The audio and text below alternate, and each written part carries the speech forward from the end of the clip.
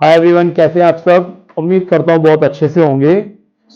आज फिर आपसे मिलना हुआ एक नए टॉपिक को लेकर। आज का टॉपिक क्या है? आज का टॉपिक है कि यदि इफ हमारे क्लाइंट के हेयर्स ऑलरेडी कोई ट्रीटमेंट लिए हुए हैं, यानी कि हमारे क्लाइंट के हेयर्स पर ट्रीटमेंट हुआ हुआ है, जैसा कि कैराटिन है, नैनोप्लास्टिया है, बोटॉक्स है, और वो क्लाइंट्स आपसे कहता है कि मुझे कोई ग्लोबल हेयर कलर चाहिए, तब आप उसको क्या सजेशन देंगे? क्या राय देंगे उसको?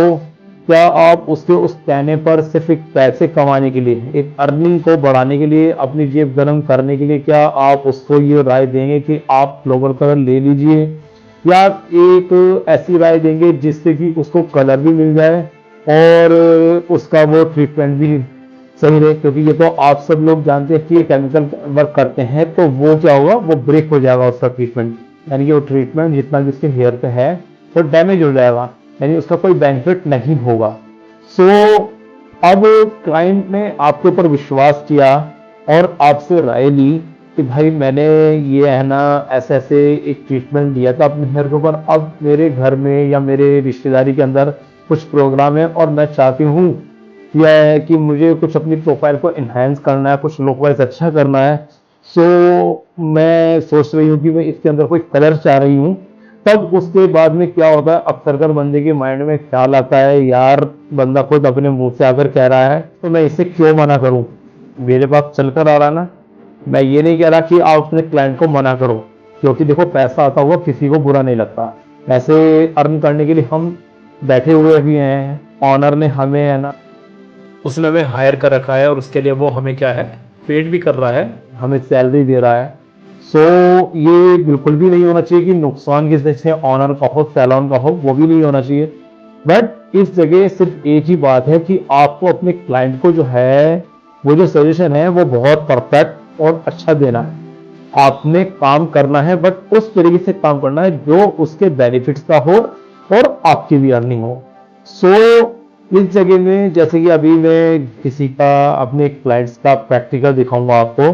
तो मेरे क्लाइंट्स जो हैं वो दरअसल यहाँ इंडिया में नहीं रहते हैं, वो ऑस्ट्रेलिया में रहते हैं। तो रूपचेप कराना, सेकेंडली उनके घर में कुछ प्रोग्राम है, उसके लिए उनको है ना कुछ है ना, वो सोच रहे थे कि मैं रूपचेप में करा के ग्लोबल कलर करा लूँ। मैंने उन्हें सजेस्ट किया, देखिए मैम, जब आपने ये जो ट्रीटमेंट कराया है, नैनोप्लास्टिया ट्रीटमेंट करा रखा था उन्होंने अपने हेयर के अंदर, देखिए अभी आप देखेंगे। सो अगर आप इस जगह ग्लोबल कलर लेते हैं तो उसमें क्या होगा, आपके हेयर पे हुआ हुआ ये जो ट्रीटमेंट है ये ब्रेक हो जाएगा, खत्म हो जाएगा। ठीक है। और अगर आपको अपनी प्रोफाइल को इन्हेंस ही करना है, कुछ लुक वाइज अच्छा और अच्छा करना है, तो हम इसके अंदर एक काम कर सकते हैं कि हम इसके अंदर क्या कर सकते हैं, एक ग्लोबल हाइलाइट्स दे सकते हैं। ग्लोबल हाइलाइट्स के अंदर क्या है कि आपके पूरे हेयर के कोई 25 to 30% हेयर कवर होगा, और उसके अंदर क्या है, पूरे बालों के ऊपर एक केमिकल वर्क होने से रुक जाएगा, ये इनहेंस हो जाएगा आपके प्रोफाइल लुक। उनकी समझ में आया, और उन्होंने सिर्फ इसी बात पे, जो कि सिर्फ ओनली रूट टचअप कराने के लिए आए थे, और मेरी राय आने के बाद उन्होंने इस चीज को ओके करा कि मैंने इस हेयर से ये जो मैंने राय मांगी, इन्होंने बहुत अच्छा सजेशन दिया मुझे। यानी कि इस बंदे ने मेरे को जो राय दी है, वो राय ये दी है कि मेरे नुकसान में नहीं है। देखिए, क्लाइंट पैसा देगा आपको, अपनी मर्जी से देगा, बहुत अच्छा देगा। बट अगर आप अपनी सजेशन अच्छी देंगे तो क्लाइंट के माइंड में ना एक आपका विश्वास बनेगा, और जब विश्वास बन जाता है तो वो बंदा क्या होता है, आपके साथ बिल्कुल क्लियर करके डील करता है। फिर उसको आने वाले समय में जिस चीज की जरूरत होगी वो सबसे पहले आपसे राय लेगा। तो पहले विश्वास बनाओ, उसके बाद आराम से लाइफ टाइम उसके साथ अर्निंग करनी है आपने। ऐसा तो नहीं हमने एक बार ही अर्निंग करना है, आपको क्लाइंट दोबारा चाहिए ना। दोबारा लाने के लिए क्या है कि आपको अपने क्लाइंट के साथ विश्वास बनाना पड़ेगा, और विश्वास बनता है सही राय, सही सजेशन देने से। अब जो मैं आपको क्लाइंट जिनका मैं अभी वर्क ऐसा प्रैक्टिकल दिखाऊंगा, उनको, उनके बालों में जो है ऑलरेडी ट्रीटमेंट हुआ हुआ है, नैनोप्लास्टिया। और उनके ऊपर हमने जो कहा, तो पहले हमने हाइलाइट्स को डिसाइड किया था, बट उनको हाइलाइट्स ज़्यादा टाइम का काम लग रहा था, तो उन्होंने कहा कि थोड़ा सा शॉर्ट में चाहिए, तो उनको चंकी वेव्स हमने फिर दी। तो उसमें थोड़ा सा क्या है, हमने क्राउन एरिया पे उनको है ना हाइलाइट्स दिया, चंकी वेव्स जिसे कहते हैं। तो वो दिया, उससे क्या हुआ उनकी प्रोफाइल में है ना एक प्रोफाइल लुक भी चेंज हो गई, उनको कलर वाला जो लुक चाहिए था वो भी मिल गया और इसी से मेरा क्लाइंट भी खुश हो गया। सो आपने काम वही करना है जिससे आपकी क्लाइंट खुश हो जाए। अर्निंग आपकी कहीं नहीं जाएगी, आज नहीं तो कल नहीं तो परसों वो आना आपके पास ही है अगर आपने सेशन अच्छा दिया। सो गाइज ये है मेरे क्लाइंट के हेयर जिनके बारे में बता रहा था।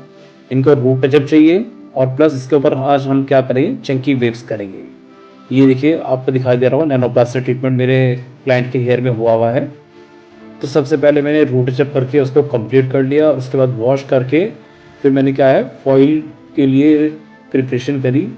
ये हमने वेव्स निकाली, चंकी वेव्स, और उसके बाद उसको हमने क्या करा, फॉइल लगाकर सारे फॉइल हमने अपने क्राउन एरिया के ऊपर बांध दिए। जितने हमें फॉइल्स चाहिए थे हमने उतने उसके अंदर है ना कवरेज कर लिया। हमने मेनली क्राउन एरिया को ही कवर करना है, तो ये मैं क्राउन एरिया को कवर करके अपने फॉइल्स को बांध रहा हूँ। इसके बाद मैंने यही फॉइल्स को ओपन करके और इसमें क्या है अपना कलर को डिपॉजिट कर दिया, जो कलर की शेड उनको चाहिए थी। तो मैंने क्या करा, मैंने यहीं पर फॉइल ओपन किए और उनको उनके अंदर कलर डिपॉजिट करना शुरू कर दिया। मैंने कलर डिपॉजिट यहीं चेयर पर इसलिए किया, कटिंग स्टेशन पर ही, क्योंकि मुझे अपने हेयर के ऊपर जो डिपॉजिट करा है मैंने कलर, इसको मैंने क्या है 30 वॉल्यूम के साथ में किया, क्योंकि जो इनका बैनर ट्रीटमेंट हुआ है वो सही तरह से प्रॉपर से कट नहीं हुआ था, जो मैंने इनके अंदर ब्लॉन्डर के साथ फॉइल को बांधा था। सो इसलिए मुझे और टाइमिंग देना था अपने बालों को। सो मैंने इसे क्या करा, कलर डिपॉजिट इनके कटिंग स्टेशन पर ही किया। सो इसी से मेरा ये पूरा प्रोसेस कंप्लीट हो गया। अब मैंने क्या किया, उसके बाद वॉश किया, वॉश के बाद ड्रायर किया। तो मेरे क्लाइंट्स को क्या है, एक हेयर कट भी चाहिए था जिसके अंदर उनकी जो हेयर लेंथ है वो कम ना हो। तो उनकी हेयर लेंथ कम ना हो उसको ध्यान रखते हुए मैंने उनको क्या करा, मैंने उनको फ्लायर कट दिया। तो फ्लायर कट देने में क्या है, उनकी लेंथ भी शॉर्ट नहीं हुई, और उस कट देने के बाद मैंने उनका प्रॉपर ब्लो ड्राई किया। ब्लो ड्राई करने के बाद क्या होता है कि हमारा कंप्लीटली कट भी नज़र आता है, और जो हमने इसमें केमिकल वर्क किया है या जो कलर प्रोसेस किया है हमने, जो हाईलाइट्स करी हैं वो भी एक अच्छे खूबसूरत तरीके से दिखाई देंगे। तो अब मैं क्या है, अब मैंने ये ड्रायर कंप्लीट करने के बाद अब उनको फाइनल स्टेप दे रहा हूँ, फाइनल स्टेज दिखा रहा हूँ उनकी। तो ये मैंने क्या करा, फॉरवर्ड के अंदर इन टर्न्स के अंदर मैंने है ना उनको ये ब्लो ड्रायर स्टाइलिंग दी, जैसे कि आपको दिखाई दे रहा है।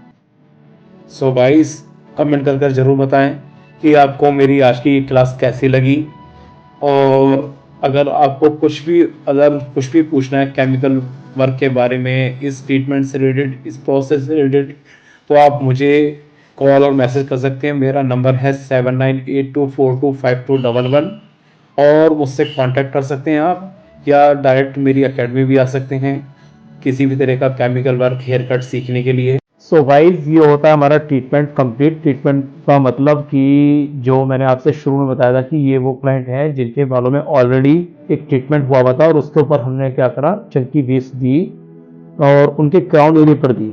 तो ये आपने कंप्लीटली प्रोसेस देखा। प्रोसेस देखने के बाद आपको समझ आया होगा। अच्छा, अब इसमें समझने वाली बात क्या है, ये एक अब टेक्निकल लैंग्वेज की बात है या टेक्निकल सीखने और समझने की बात है।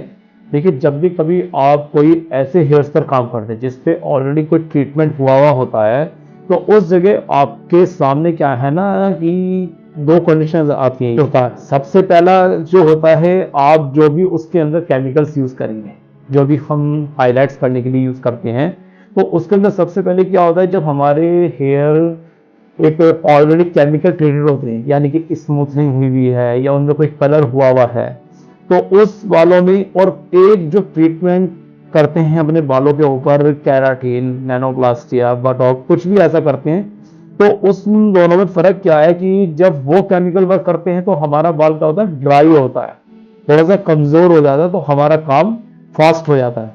बट जब हम अपने हेयर के ऊपर कोई ट्रीटमेंट ले लेते हैं तब उस पर क्या एक प्रोटेक्शन लेयर चढ़ जाती है। तो सबसे पहले तो हमें उस प्रोटेक्शन लेयर को कट करना है, उसके बाद उस हेयर पर पहुंचे जाएगा जिस हेयर पर हमने वर्क करना है। सो इसके सामने काफ़ी अच्छी खासी कंडीशन का सामना करना पड़ सकता है। हो सकता है आपको डबल डबल एप्लीकेशन भी करनी पड़े। डबल एप्लीकेशन तो कई बार हमें नॉर्मल टाइम में भी करनी पड़ जाती है, किसी किसी का हेयर काफ़ी हेल्थी कंडीशन का मिलता है, तो उस जगह भी है ना हमें रिजल्ट को लाने के लिए कई बार है ना विजुअल चेकिंग में देखना पड़ता है। तो जहां हमें ज़रूरत होती है वहां हम दोबारा से वर्क को करते हैं अपने टारगेटेड शेड को अचीव करने के लिए। जिस शेड को हमने डिज़ायर किया, जिस शेड को हमने फाइनल किया, उससे लेने के लिए हमें क्या करना पड़ता है, दोबारा से भी काम करना पड़ता है। बट इसके अंदर आपको ध्यान रखना ही रखना है कि अगर आपके पास कोई ऐसा हेयर आता है जिसके ऊपर ऑलरेडी ट्रीटमेंट हुआ है, तो उसके ऊपर ये आपने ध्यान रख के चलना है। जो भी आपके जो प्राइस हैं उसी के अकॉर्डिंग सेट करने हैं, क्योंकि आपको उसमें काम ज़्यादा करना पड़ेगा।